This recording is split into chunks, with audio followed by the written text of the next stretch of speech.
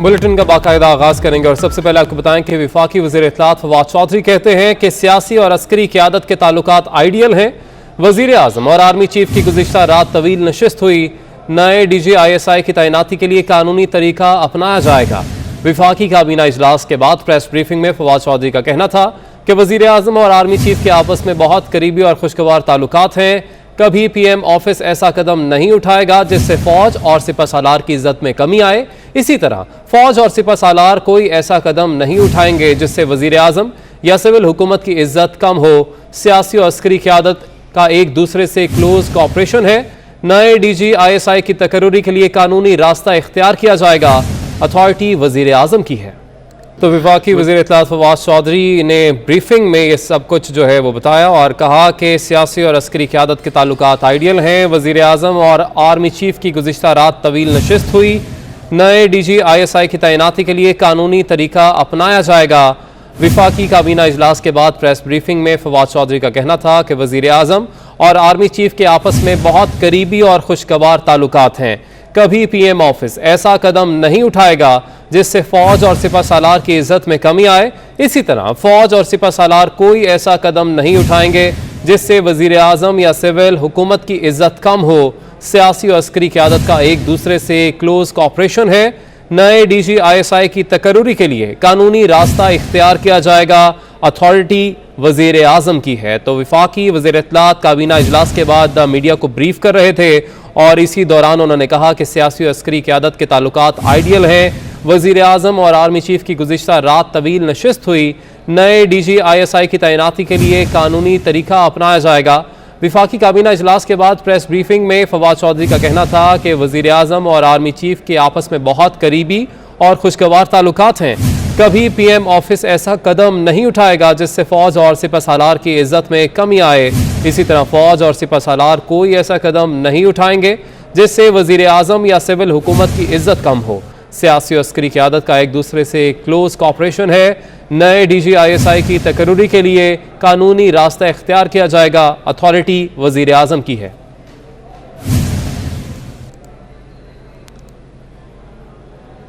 आपको बताएं कि FATF के लिए पाकिस्तान का मामला एक टेस्ट केस है। इसके 27 में से 26 निकात पर अमल कर लिया। ये कहना है वफाकी वज़ीर कानून बैरिस्टर फ़ारूक नसीम का। तुर्किश TV को इंटरव्यू देते हुए उन्होंने कहा कि पाकिस्तान ने FATF मुतालबात के तकरीबन तमाम निकात पर अमल कर लिया। उम्मीद है इसका प्लेटफॉर्म सियासी मकासद के लिए इस्तेमाल नहीं होगा। सवाल है कि FATF ने भारत के मामलात का बगौर जायज़ा क्यों नहीं लिया। हमने भारतीय जासूस को एक से ज़ायद मरतबा वकील और काउंसलर रसाई फराहम की। FATF तमाम रुकन ममालिक पर बैनुल-अक़वामी क़वानीन का इतलाक़ यकसां तौर पर यकीनी बनाए। उसके क़वानीन का इतलाक़ सिर्फ पाकिस्तान पर नहीं होना चाहिए। वफाकी वज़ीर कानून मज़ीद कहते हैं कि हमरावा माह होने वाले FATF इजलास के लिए काफ़ी पुरुमीद हैं। आपको बताएं कि बलूचिस्तान में वज़ीर आला के बाद BAP में सदारत की जंग। वज़ीर आला बलूचिस्तान जाम कमाल का कहना है कि पार्टी सदारत से इस्तीफ़े का ट्वीट किया था, लिख कर नहीं दिया। इंट्रा पार्टी इंतखाबात तक साथियों ने सदारत से इस्तीफ़ा देने से रोक दिया है। कोशिश रही है कि इख्तिलाफात को ऐसन अंदाज में ख़त्म करें। आखिरी दिन वही होगा जिस दिन वोट ऑफ नो कॉन्फिडेंस का वोटिंग होगा। उस दिन अगर हम हार गए तो हम हार गए, लेकिन अगर जीत जाते हैं और हम अपनी मेजॉरिटी वहाँ पे शो कर पाते हैं, फिर मेरे ख्याल उस दिन इस चीज़ का इंशाल्लाह फैसला बेहतर होगा। बलूचिस्तान अवामी पार्टी अल्हम्दुलिल्लाह इंटैक्ट है। इंशाल्लाह 1 महीने बाद ये पार्टी और मजबूत नजर आएगी। बलूचिस्तान अवामी पार्टी के अंदरूनी इख्तिलाफात शिद्दत इख्तियार कर गए। वज़ीर आला जाम कमाल के खिलाफ अदम एतमाद की तहरीक का मामला वज़ीर आज़म हाउस पहुँच गया। गवर्नर बलूचिस्तान ज़हूर आगा की वज़ीर आज़म इमरान खान से मुलाकात, बलूचिस्तान की सूरत हाल से आगाह किया। तो आपको अपडेट कर रहे हैं कि बलूचिस्तान अवामी पार्टी के अंदरूनी इख्तिलाफात शिद्दत इख्तियार कर गए हैं। वज़ीर आला जाम कमाल के खिलाफ अदम एतमाद की तहरीक का मामला वज़ीर आज़म हाउस पहुँच गया। गवर्नर बलूचिस्तान ज़हूर आगा की वज़ीर आज़म इमरान खान से मुलाकात हुई। बलूचिस्तान की सूरत हाल से उन्हें आगाह किया गया है। बलूचिस्तान अवामी पार्टी के अंदरूनी इख्तिलाफात अब शिद्दत इख्तियार करने लगे हैं। मज़ीद जानेंगे हमारे नुमाइंदे उस्मान खान हमारे साथ मौजूद हैं। उस्मान, अपडेट कीजिएगा।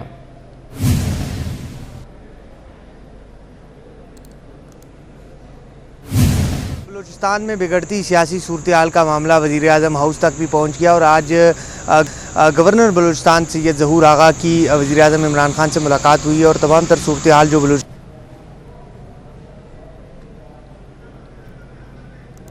उस्मान खान से रब्ता बहाल करने की कोशिश करेंगे। आपको अपडेट कर रहे हैं, बलूचिस्तान अवामी पार्टी के अंदरूनी इख्तिलाफात अब शिद्दत इख्तियार करने लगे हैं।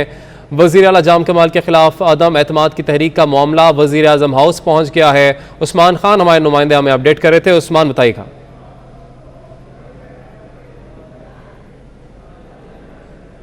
जी बिल्कुल अली, जो बलूचिस्तान अवामी पार्टी के जो अंदरूनी इख्तिलाफात थे और बलूचिस्तान में जो सियासी सूरत हाल बिगड़ती जा रही थी उस पर आज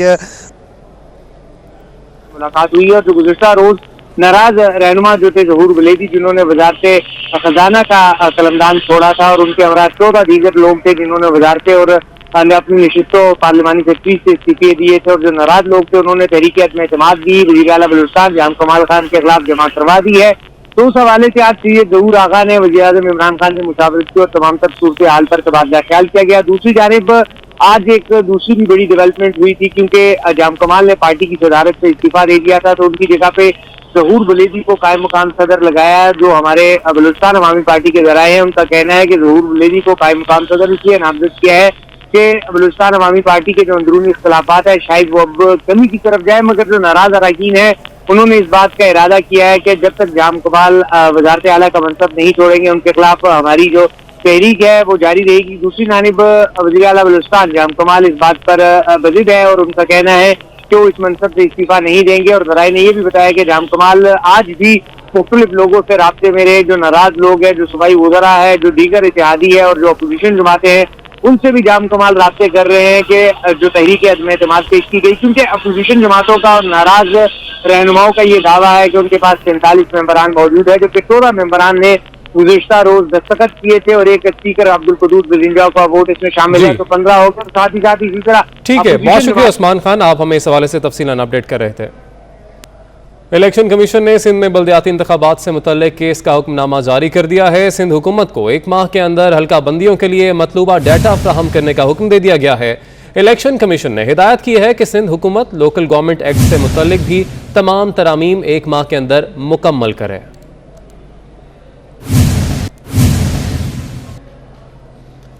उधर नैब ने एवनफील्ड रेफरेंस में मरीम नवाज और कैप्टन रिटायर्ड सफदर की जमानत खारिज करने के लिए इस्लामाबाद हाई कोर्ट में दरख्वास्त दायर कर दी है। दरख्वास्त में कहा गया है कि मरीम नवाज नैब के खिलाफ नफरत अंगेज तकारीर कर रही हैं, जबकि मरीम नवाज और कैप्टन रिटायर्ड सफदर ने जमानत का गलत इस्तेमाल किया। मरीम नवाज अदालत में हर पेशी को सियासी थिएटर में तब्दील कर देती हैं। कारकुनों और हामियों के हमरा कमरा अदालत में पहुंचती हैं, जबकि कमरा अदालत को प्रेस क्लब में तब्दील कर देती हैं। वो कमरा अदालत में रिपोर्टर और वीलॉगर्स को इंटरव्यू देती हैं। पेशी के बाद मरीम नवाज प्रेस कॉन्फ्रेंस भी करती हैं।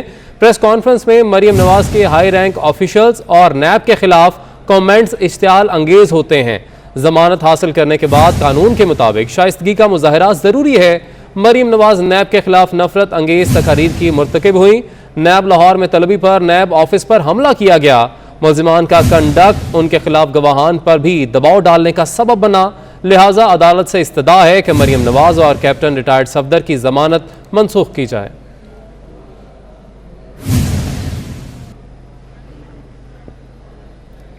नायब सदर मुस्लिम लीग नून मरीम नवाज की परवेज़ मलिक के घर आमद, अहले खाना से ताज़ियत की। कहा परवेज़ मलिक प्यारे इंसान थे, उन्होंने हर तरह के हालात में हमेशा पार्टी को वक्त दिया। परवेज़ मलिक हमेशा जलसों में आगे आगे रहे। मलिक परवेज़ साहब, उनकी फ़ैमिली हमारी फ़ैमिली की तरह थी और जिस तरह ये पूरी फ़ैमिली और ख़ुसूसन मलिक परवेज़ साहब जिस तरह मियाँ साहब के साथ, पार्टी के साथ हर मुश्किल वक्त में, बुरे वक्त में खड़े रहे, साथ निभाया, जिस तरह वफा की उन्होंने, मेरा ख्याल है कि कभी कोई दूसरा मलिक परवेज़ मुस्लिम लीग नून को नहीं मिल सकता। बहुत बड़ा लॉस है। उनकी वाइफ को अल्लाह ताला ज़िंदगी दे, बेटा है उनका अली, ये भी जाहिर है उन्हीं के नक्शे कदम पे चल रहे हैं, लेकिन उनकी कमी कभी पूरी नहीं हो। आगे बढ़ेंगे। अब आपको बताएं कि टैक्स गोशवारे जमा कराने वालों की तादाद 22 लाख से तजावुज़ कर गई है। FBR के मुताबिक 12 अक्टूबर तक 22,13,286 अफराद ने टैक्स गोशवारे जमा कराए। गोशवारों के साथ 41 अरब 89 करोड़ रुपए का टैक्स जमा किया गया। टैक्स रिटर्न फाइल करने की आखिरी तारीख 31 अक्टूबर है। वफाकी हुकूमत ने ज़ाहिर शाह को डिप्टी चेयरमैन नैब तैनात कर दिया है। ज़ाहिर शाह की बतौर डिप्टी चेयरमैन नैब तैनाती 3 साल के लिए की गई है। सदर ममलिकत की मंजूरी के बाद वजारत कानून और इंसाफ ने नोटिफिकेशन जारी कर दिया है। मजीद जानेंगे हमारे नुमाइंदे अमानत गशकोरी हमारे साथ मौजूद हैं। अमानत, बताइएगा इस हवाले से। जी बिल्कुल, ज़ाहिर शाह को डिप्टी चेयरमैन नैब तैनात कर दिया गया है। वजारत कानून ने उनकी तैनाती का जो नोटिफिकेशन है वो भी जारी कर दिया है। 3 साल के लिए ज़ाहिर शाह को डिप्टी चेयरमैन नैब तैनात किया गया है। गुज़िश्ता हफ्ते सदर मुमलिकत ने ज़ाहिर शाह को बतौर डिप्टी चेयरमैन नैब तैनात करने की मंजूरी दी थी, जिसका आज वजारत कानून ने नोटिफिकेशन जारी किया है। डिप्टी चेयरमैन नैब की जो ओहदा था वो हुसैन असगर, जो कि इससे कबल डिप्टी चेयरमैन नैब थे, वो अपने ओहदे से मुस्तफी हो गए थे, जिसके बाद डिप्टी चेयरमैन नैब का ओहदा खाली था, जिस पर आज ज़ाहिर शाह को डिप्टी चेयरमैन नैब तैनात कर दिया गया है। ठीक है, बहुत शुक्रिया अमानत गशकोरी, आपने अपडेट किया। आलमी मंडी में खाम तेल की कीमतों में मुसलसल इजाफे से मुल्क में पेट्रोलियम मसनूआत के निर्खों में मजीद इजाफे का इम्कान है। अवाम का कहना है कि वो महंगाई की चक्की में पिस रहे हैं। कीमतें मजीद बढ़ने से कुव्वत खरीद ना होने के बराबर हो जाएगी। गुर्बत की वजह से मर जाएंगे, तो यही होता रहेगा। ये 5 साल इन लोगों का यही मिशन है कि गरीब को ख़त्म करना। कभी ये पेट्रोल महंगा करेंगे, कभी डीजल महंगा करेंगे, कभी आटा महंगा करेंगे, कभी चीनी महंगा करेंगे। तो वज़ीर आज़म साहब कहते हैं कि जब पेट्रोल बढ़ता है और गैस बढ़ता है या चीनी महंगी होती है तो वज़ीर आज़म चोर होता है। लोगों को बेवकूफ़ बनाने वाली बात है। खाली पेट्रोल इस 14 तारीख को बढ़ भी गया, पहली को फिर बढ़ेगा, उससे आगे फिर बढ़ेगा। ये आलमी मंडी का मामला नहीं है, ये हमारी हुकूमत भूखी हो गई है। इमरान खान साहब जो ने अपनी असलियत पे आ गए हैं, अब असलियत सामने आ गई है, तो बेहतर है इसको 200 पे ले जाएं, तो आवाम ने जो इनको धक्के मार के निकालना है वो जल्दी निकाल दें इनको। आज वो असद उमर साहब किधर हैं जो कहते थे कि इसके ऊपर टैक्सेस जो हैं 200% है। तो 74 पे पहले जब दूसरी गवर्नमेंट जो है वो 74 पे और 80 पे भेज रही थी तो वो महंगा था, तो आज 110 और 20 पे सस्ता है, तो समझ तो नहीं आती बात। पाकिस्तान पीपल्स पार्टी की रुकने सिंध असम्बली शर्मिला फारूकी के वालिद और साबिक चेयरमैन पाकिस्तान स्टील उस्मान फारूकी को कराची में सुपुर्द खाक कर दिया गया। नमाज जनाजा तारिक रोड रहमानिया मस्जिद में सेनेटर मौलाना तनवीरुल हक थानवी की इमामत में अदा की गई। नमाज जनाजा में वज़ीर इत्तलात सिंध सईद गनी, वज़ीर आला सिंध के मुआविन खुसूसी और general secretary People's Party Sindh Waqar Mehdi, Nazmi Alam, Zulfiqar Qaim Khani, Asif Khan, सरदार नज़ाकत, खालिद लतीफ़ और दीगर पार्टी अहदेदारों और कारकुनों और साबिका मोतसिब आला सलमान फारूकी समेत शहरियों की बड़ी तादाद ने शिरकत की। मरहूम की तदफीन आहों और सिस्कियों में सोसाइटी के कब्रिस्तान में की गई। कराची में जश्न ईद मिलादुन्नबी सल्लल्लाहु अलैहि वसल्लम की मुनासबत से शहर भर में झंडों और दीगर अशिया की फ़रोख्त में इजाफा हो गया है। हमारे नुमाइंदे वाजिद रज़ा इस्फ़हानी हमारे साथ मौजूद हैं, उनसे मज़ीद जानेंगे। वाजिद, बताएगा क्या समा देख रहे हैं? रबी अव्वल करीब आते ही जश्न ईद मिलादुन्नबी सल्लल्लाहु अलैहि वसल्लम की तैयारियां उरूज पर पहुंच गई हैं और इस मुबारक दिन के हवाले से शहर भर में स्टॉल्स लग गए हैं और चीज़ें फ़रोख्त हो रही हैं। इस वक्त हम खड़े हैं गुरु मंदिर में कंजुल ईमान मस्जिद के बाहर।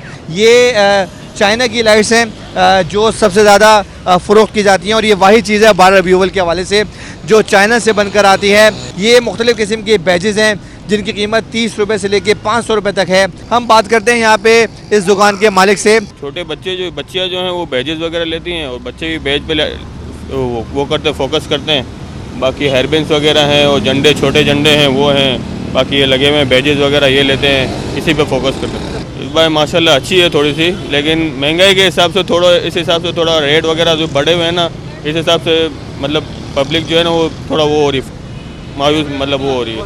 यहाँ पे जो स्टॉल के मालिक हैं वो बता रहे हैं कि इस बार महंगाई की वजह से थोड़ा प्रॉफिट एंड लॉस का इशू है, लेकिन फिर भी बहुत सारे लोग आके खरीद रहे हैं, खासकर बच्चे अपनी पसंद की बहुत सारी चीज़ें खरीद रहे हैं। और जैसे जैसे 12 रबी अव्वल करीब आ रही है, आशिकाने रसूल की दिलचस्पी भी बढ़ती जा रही है। ठीक है, बहुत शुक्रिया वाजिद रज़ा इस्फ़हानी हमें अपडेट कर रहे थे। आगे बढ़ेंगे। रहीम यार खान के सरकारी स्कूल में तालिबात से मुशक्कत मामूल बन गई है।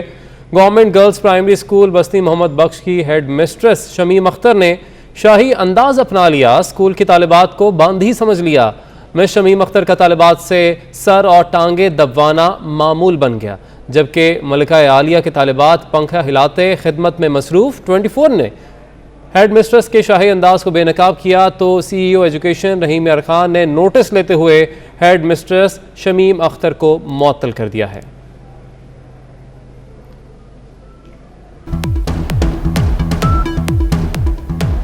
तहरीक इंसाफ के रहनुमा जहांगीर तरीन ने कहा है कि 8 साल दिन रात तहरीक इंसाफ के लिए मेहनत की।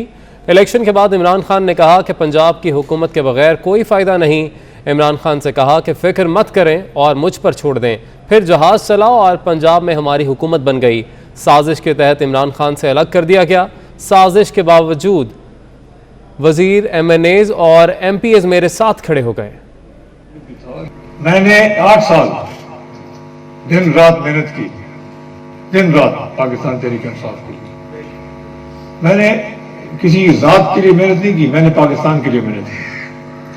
मैंने मेहनत इसलिए की क्योंकि मेरे ख्याल में इमरान खान वो आदमी था जो कि मुख्तलिफ था बाकी सियासतदानों से, बाकी पार्टी वालों से, और मैं बाकी मुख्तलिफ भी था, अभी भी है। तो मैंने 8 साल मेहनत की और जब आखिर में इलेक्शन से मेरा ख्याल है 6 महीने पहले जब मुझे एक बहुत ही गलत फैसले से और बहुत ही क्या मैं कहूँ फजूल फैसले से मुझे नाअहल कर दिया गया, उसके बावजूद मैंने नहीं छोड़ा इमरान खान का। आलमी मंजरनामे का अहवाल शामिल करेंगे। अहम खबरें आपने जानी। न्यूज़ स्टूडियो से फिलवक्त इतना ही। एक ब्रेक के बाद हाजिर होंगे हेडलाइंस के साथ।